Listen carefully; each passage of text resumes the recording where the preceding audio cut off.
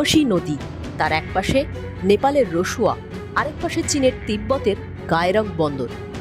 বুধবার সকালে কয়েক মুহূর্তের মধ্যে সেখানে এক ভয়াবহ হড়পাবানের কাদামাটিতে চাপা পড়ে মারা গেলেন কয়েক হাজার মানুষ।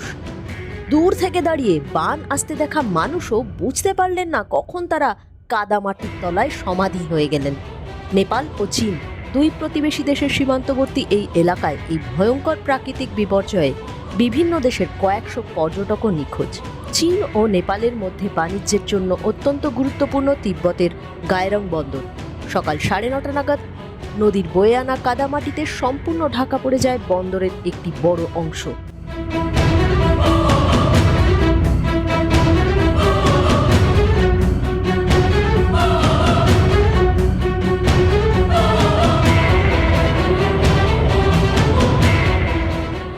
তবে ক্ষয়ক্ষতি নেপালেরই বেশি হয়েছে।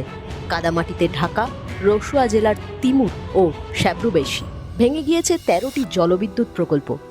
একটি সৌরবিদ্যুৎ প্রকল্পের সাবস্টেশন ধুয়ে সাফ। বন্ধ করা হয়েছে পৃথিবী ও ত্রিভুবন হাইওয়ে। ত্রিশুলি বাজার এলাকায় 60টি বাড়ি নিশ্চিহ্ন। এখনো পর্যন্ত মৃতের সংখ্যার কোনো হিসেব নেই। ত্রিশুলি নদীর ধার থেকে উদ্ধার হয়েছে 3টি দেহ। রসুয়ার কাস্টমস দপ্তরের 40 জন কর্মী নিখোঁজ। অন্তত 291 জন বিদেশি পর্যটক নিখোঁজ বলে জানিয়েছে নেপাল প্রশাসন।